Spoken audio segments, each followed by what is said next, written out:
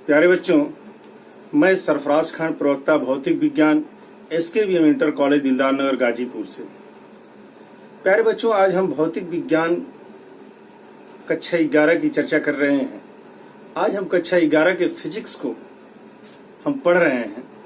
इस कक्षा में कक्षा 11 का पहला अध्याय भौतिक जगत तथा मापन की हम चर्चा कर रहे हैं।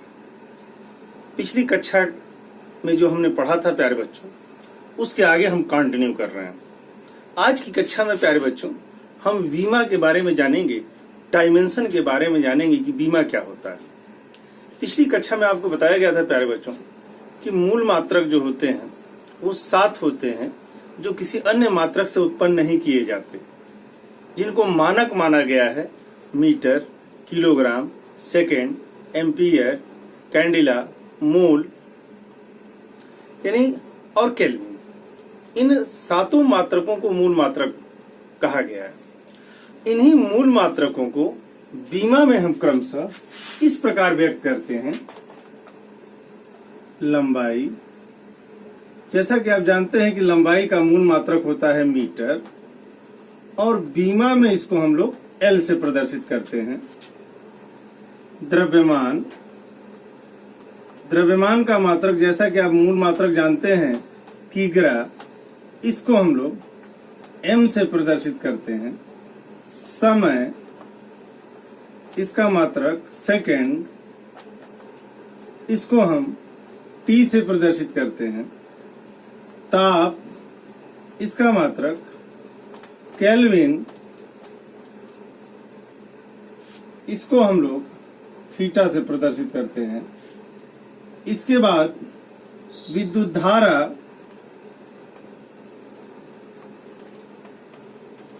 इसका मात्रक एम्पियर, जिसको हम लोग कैपिटल A से प्रदर्शित करते हैं। प्यारे बच्चों, जैसा कि हमने पढ़ा था कि लंबाई का मूल मात्रक मीटर, द्रव्यमान का मूल मात्रक किलोग्राम, समय का सेकेंड, ताप का केल्विन और विद्युत धारा का एम्पियर होता है। तो लंबाई का जो मूल मात्रक है मीटर, उसको L से बीमा में प्रदर्शित करते हैं, और किग्रा को M से प्रदर्शित करते हैं, और सेकेंड को कैपिटल T से प्रदर्शित करते हैं। थीटा, केल्विन को हम थीटा पढ़ लेते हैं, पढ़ने में हमको सरलता होती है। केल्विन को हम थीटा से व्यक्त करते हैं, और विद्युत धारा को हम जो है एम्पियर यानी कैपिटल A से व्यक्त करते हैं। तो बीमा में हम इन प्रतीकों के माध्यम से हम बीमा को पढ़ते हैं। सबसे पहले हम जानेंगे प्यारे बच्चों कि बीमा क्या होता है। तो किसी भी भौतिक राशि की बीमाएं वे घातें होती हैं जो मूल मात्रकों पर चढ़ा करके लिखी जाती हैं। अगर मूल मात्रक पर हम घात चढ़ा करके लिखते हैं प्यारे बच्चों, तो उसी को हम क्या कहते हैं? बीमा कहते हैं। तो कहा जा रहा है किसी भौतिक राशि की बीमाएं वे घातें होती हैं जो उनके मूल मात्रकों पर चढ़ाकर लिखी जाती हैं। इसका मतलब यहाँ स्पष्ट है कि बीमा का अभिप्राय घात से है। अगर किसी राशि पर अगर घात है तो बीमा उसकी होती है, अगर घात नहीं है तो उसकी बीमा नहीं होती है। जैसा प्यारे बच्चों यहाँ हम समझेंगे कि यहाँ लंबाई है, L है, लंबाई का बीमा L है, और इसका घात क्या है प्यारे बच्चों? तो हम पढ़ेंगे कि इसका घात क्या है? 1 है। अगर कुछ नहीं लिखा है तो उसका घात हम लोग क्या पढ़ते हैं? 1 पढ़ते हैं। तो ये इसकी बीमा को, लंबाई की बीमा को क्या करता है? प्रदर्शित करता है। लेकिन ज्यों ही हम घात को हटाते हैं, अगर यहाँ 0 लिख दें तो हम देखते हैं कि इसका मान क्या हो जाता है? 1 हो जाता है। अर्थात अब वो L नहीं रहता है, यानी बीमा नहीं रहता। इससे स्पष्ट है कि किसी भी भौतिक राशि की बीमा उसके घात पर निर्भर करती है। अगर उसके पास घात है तो भौतिक राशि की बीमा होती है, अगर घात न हो तो वह एक बीमाहीन राशि होती है। जितने नियतांक होते हैं, चाहे जितनी संख्याएं होती हैं, 1 2 3 4 5 6, चाहे कोई कांस्टेंट वैल्यू होता है, जैसे 22/7 पाई का कांस्टेंट वैल्यू है, तो जो भी नियत मान होते हैं किसकी कोई बीमा नहीं होती। ये सब एक क्या होते हैं? बीमाहीन राशि होते हैं। तो बीमाहीन राशियों को आवश्यकता पड़ने पर बीमा में उनको क्या किया जाता है? छोड़ दिया जाता है, क्योंकि बीमाहीन राशियों को का बीमा पर कोई प्रभाव नहीं पड़ता है। तो आप समझ चुके होंगे प्यारे बच्चे, बीमा क्या होता है? किसी भौतिक राशि की बीमा वे घातें होती हैं जो उनके मूल मात्रक पर चढ़ाकर लिखी जाती हैं। प्यारे बच्चों, अब इसका मतलब बीमा का अगर एक शब्दों में क्लासिफिकेशन किया जाए तो इसका मतलब बीमा का अभिप्राय घात होता है। तो किसी भी भौतिक राशि के मात्रक पर घात चढ़ाकर अगर हम लोग लिखते हैं तो उसी को हम क्या कहते हैं? बीमा कहते हैं। अगर हम इसका मतलब है कि बीमा किस पर निर्भर करता है? घात पर निर्भर करता है। अगर बीमा घात पर निर्भर करता है और वो भौतिक राशि इन सारे मात्रकों से मिलकर के जो है बनी है, अगर हम मान लें कि किसी भौतिक राशि जो है लंबाई के घात ए है, द्रव्यमान के घात बी है, समय के घात सी है, ताप के घात डी है और विद्युत धारा के घात जो है ई है, तो उस भौतिक राशि का विमीय सूत्र इस प्रकार हम लिख सकते हैं। किसी भौतिक राशि की बीमा, ऐसे हम लिख सकते हैं। पहले मस्ट है कि बीमा को बड़े कोष्टक में लिखा जाता है और एल के घात हमको लिखना पड़ेगा ए, एम के घात बी और टी के घात सी और थीटा के घात डी। इस प्रकार प्यारे बच्चे, तो आप देख चुके होंगे कि बीमा को हम इस प्रकार लिखते हैं और बीमा किस पर निर्भर करती है? घात पर निर्भर करती है। इनके घात को क्रमशः ए बी सी डी मान लिया जाए तो एल के घात ए, एम के घात बी, टी के घात सी और थीटा के घात डी हो जाएगा, या आगे हम कैपिटल ए के घात ई भी लिख सकते हैं। ठीक है, तो इस प्रकार प्यारे बच्चों बीमा को लिखा जाता है। अब हम जानेंगे कि बीमा के 3 उपयोग होते हैं। पहला उपयोग होता है एक पद्धति के मात्रक को दूसरी पद्धति के मात्रक में बदलना, यानी एमकेएस को सीजीएस में बदल सकते हैं और सीजीएस को एमकेएस में बदल सकते हैं या सीजीएस को एसआई में बदल सकते हैं हम बीमा की सहायता से। दूसरा इसका उपयोग है किसी समीकरण के विमीय संतुलन का परीक्षण करना। अगर कोई समीकरण भौतिक विज्ञान का कोई भी समीकरण दिया गया है तो हम बीमा की सहायता से उसकी सत्यता की जांच कर सकते हैं कि दिया गया समीकरण सही है अन्यथा गलत है। अब तीसरा है विभिन्न भौतिक राशियों में संबंध स्थापित करना। हम विभिन्न भौतिक राशियों में संबंध स्थापित करके हम जो है किसी भौतिक विज्ञान के समीकरण की उत्पत्ति कर सकते हैं। प्यारे बच्चों, तो आप समझे होंगे, पहले बीमा को आप समझ लें। बीमा का अर्थ अगर हम एक शब्दों में कहें तो वो घात होता है। अगर किसी भौतिक राशि के मूल मात्रक पर घात है तो बीमा को प्रदर्शित करता है, अगर घात नहीं है तो एक बीमाहीन राशि है। दूसरा, किसी भौतिक राशि का जो है बीमा का उपयोग जो है हम 3 प्रकार से कर सकते हैं। एक पद्धति के मात्रक को दूसरी पद्धति में बदल सकते हैं, किसी समीकरण की सत्यता की हम जांच कर सकते हैं भौतिक विज्ञान के कि समीकरण सही है अन्यथा गलत है, और तीसरा है कि हमको ये ज्ञात है कि कोई भौतिक राशि किन किन राशियों पर निर्भर कर सकती है, तो उसमें हम संबंध स्थापित कर सकते हैं। सबसे पहले हम यहाँ पढ़ेंगे प्यारे बच्चों कि हम जो है कि बीमा कैसे ज्ञात करते हैं। कुछ भौतिक राशियों की हमको बीमा ज्ञात करना है तो हम कैसे ज्ञात करेंगे? प्यारे बच्चों देखें, कुछ भौतिक राशियों का बीमीय सूत्र हम निकाल रहे हैं, जैसे क्षेत्रफल। आप प्यारे बच्चों जानते हैं कि क्षेत्रफल बराबर क्या होता है? लंबाई गुणे चौड़ाई।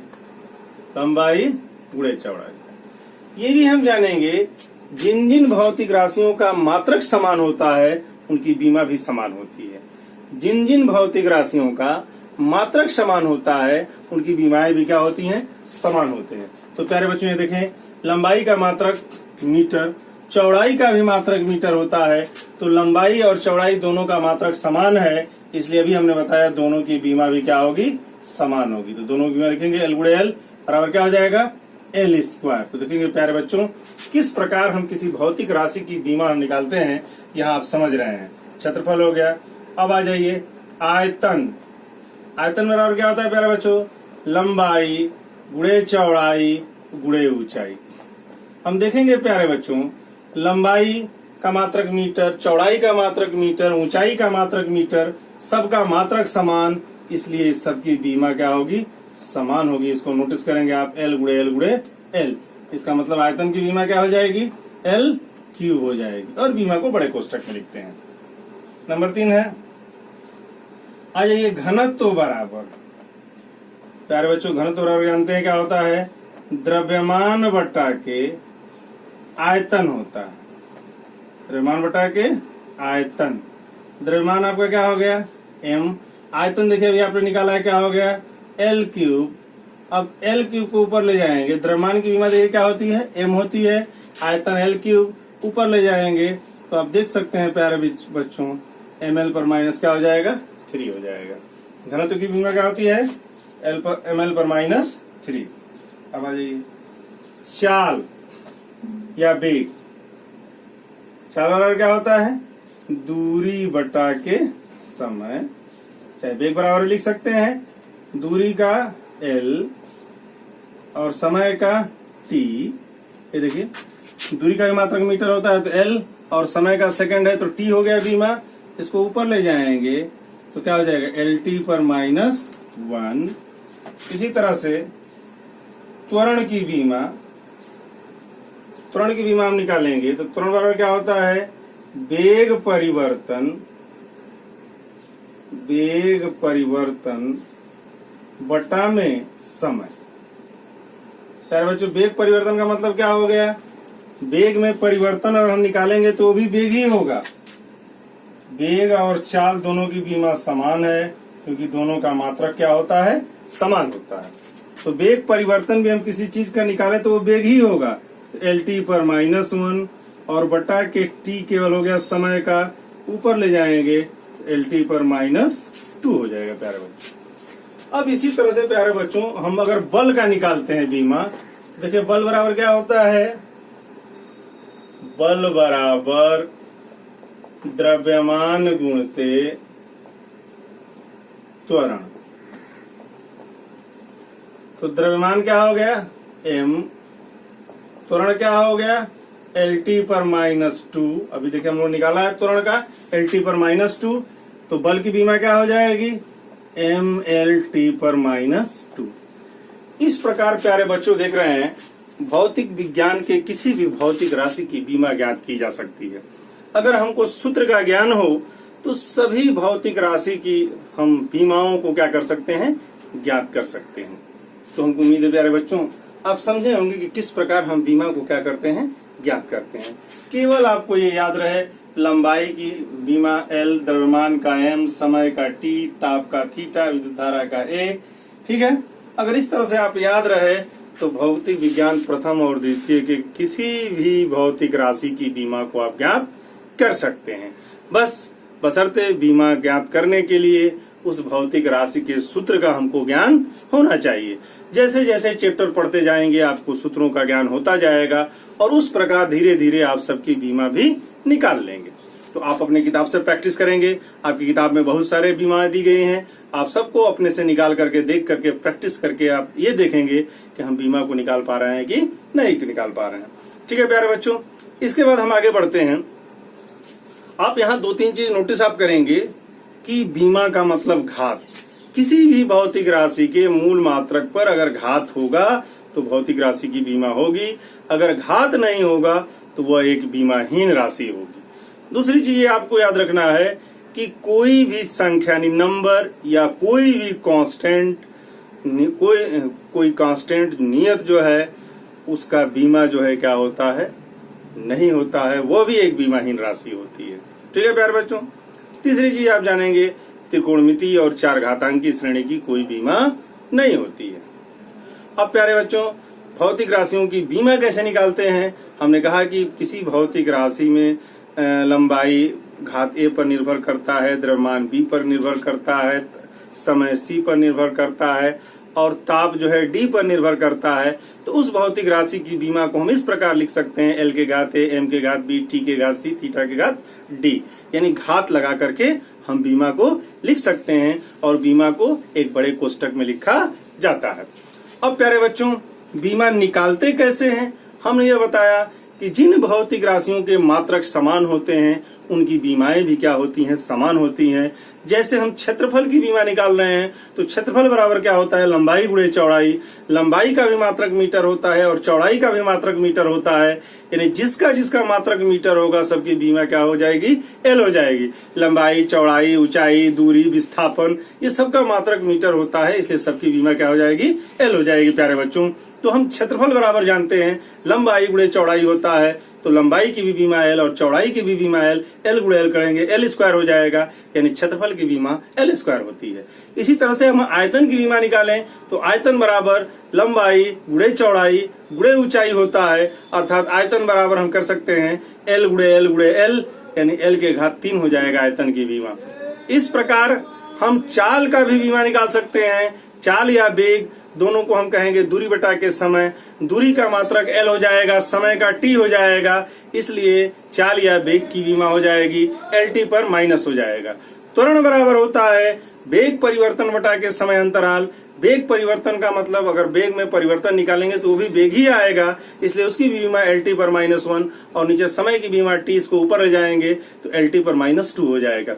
इसी तरह से प्यारे बच्चों अगर हम बल निकालें तो हम जानते हैं कि बल बराबर द्रव्यमान गुणे त्वरण होता है, तो बल बराबर द्रव्यमान की बीमा m है और त्वरण की बीमा एल टी पर -2 है, तो बल की बीमा हो जाएगी mlt पर -2 हो जाएगा। इसी तरह से कार्य बराबर हम निकालेंगे तो कार्य बराबर प्यारे बच्चों आप जानते हैं बल गुणे विस्थापन होता है। बल की बीमा हमने निकाला अभी mlt पर -2 और विस्थापन का हम गुणे l कर देंगे तो कार्य की बीमा ml स्क्वायर t पर -2 हो जाएगी।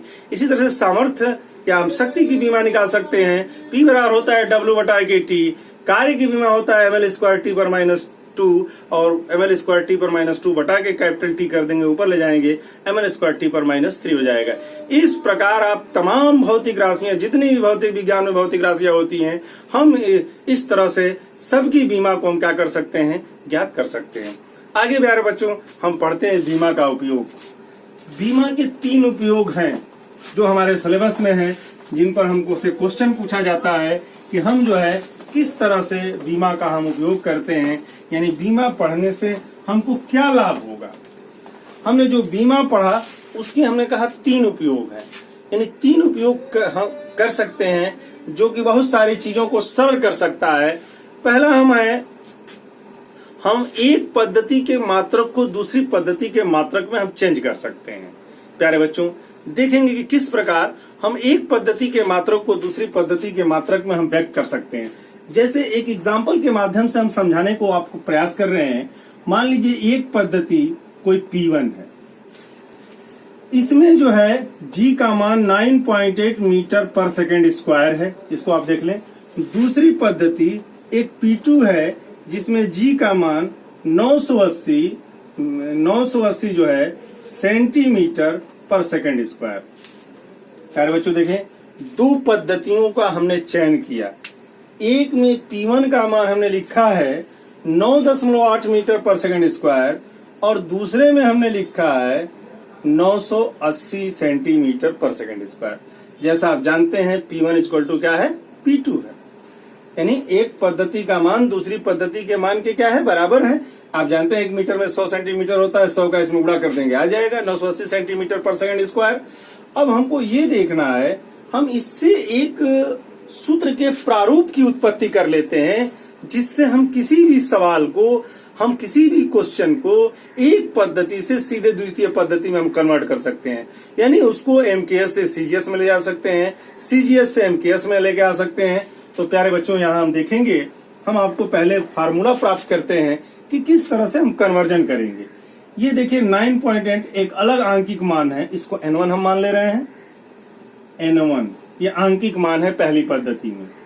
ये देखिए मात्रक है, तो मात्रक हम क्या कहते हैं, U1 हम कह देते हैं। यहाँ पे पहली पद्धति में यूनिट माने मात्रक U1 है और न्यूमेरिकल आंकिक मान क्या है, N1 है। और N1 और U1 का गुणा करते हैं तो आप जानते हैं भौतिक राशि बनती है, यानी आंकिक मान और मात्रक का गुणा करते हैं तो किसी भौतिक राशि को प्रदर्शित करती है, जैसा कि पीछे आपको पढ़ाया गया। ठीक इसी प्रकार यहाँ देखिए मान बदल गया, ये 9.8 था N1, ये 980 है दूसरी पद्धति में, तो इसको N2 कह सकते हैं। ये देखिए मात्रक भी बदल गया, सेंटीमीटर पर सेकंड स्क्वायर, तो इसको हम क्या कर सकते हैं, U2 कह सकते हैं मात्रक को।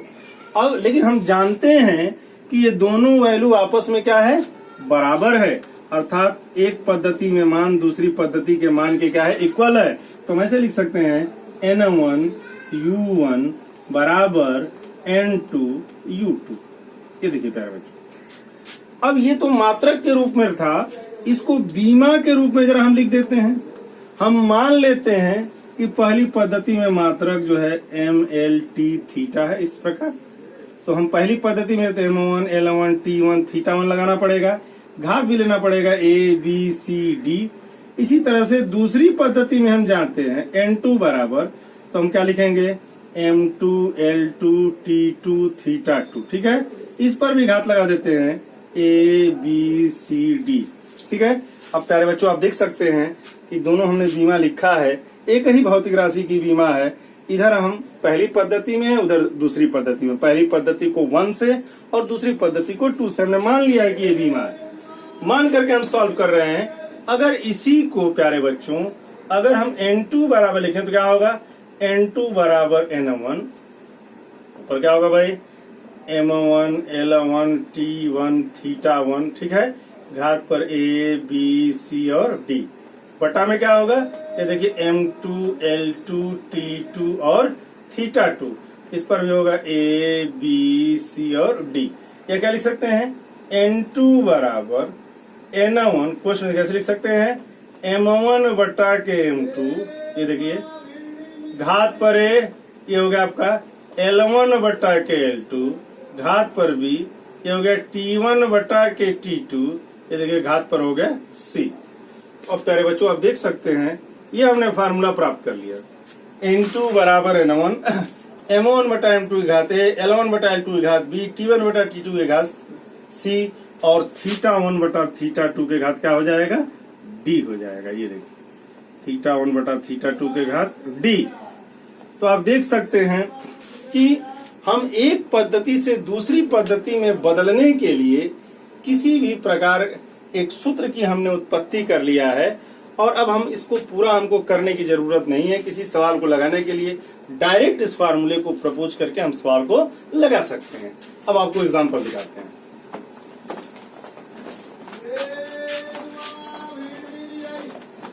अब आप देखें प्रश्न देता है कि MKS पद्धति में G का मान, MKS पद्धति में G का मान 9.8 मीटर प्रति सेकंड स्क्वायर है, तो CGS पद्धति में क्या होगा। प्यारे बच्चों ये देखिए प्रश्न में कहता है कि MKS पद्धति में स्मॉल g का मान 9.8 मीटर पर सेकंड स्क्वायर है, तो CGS पद्धति में G का मान क्या होगा। सबसे पहले तो CGS पद्धति जब हम जान गए तो हमको मात्रा का पता हो गया। CGS अगर है तो ये मीटर किस में होगा, सबसे पहले सेंटीमीटर में होगा। समय किस में होगा, हम जानते हैं कि CGS पद्धति में भी समय सेकंड में होता है, तो मीटर सेंटीमीटर में, सेकंड सेकंड ही रहेगा, हम लिख लेंगे क्योंकि हम जानते हैं, हमने पीछे पढ़ाया है पद्धतियों के बारे में, MKS, CGS, SI और FPS। MKS है ये, मीटर सेकंड है तो MKS है, ये सेकंड ही रहेगा। ये हो गया। सबसे पहले हम सवाल को लगाने के लिए आप नोटिस करेंगे कि किस राशि की, किस भौतिक राशि की बात कर रहा है, तो ये गुरुत्वीय त्वरण की बात कर रहा है। जिस भौतिक राशि की बात करेगा सबसे पहले आप गुरुत्वीय त्वरण, जिस भौतिक राशि की बात करेगा सबसे पहले आप उसकी बीमा लिखेंगे। तो प्यारे बच्चों सबसे पहले हम समझ जाएंगे, जिस भौतिक राशि के बारे में प्रश्न कहेगा सबसे पहले हम उस भौतिक राशि की क्या लिखते हैं, बीमा लिखते हैं।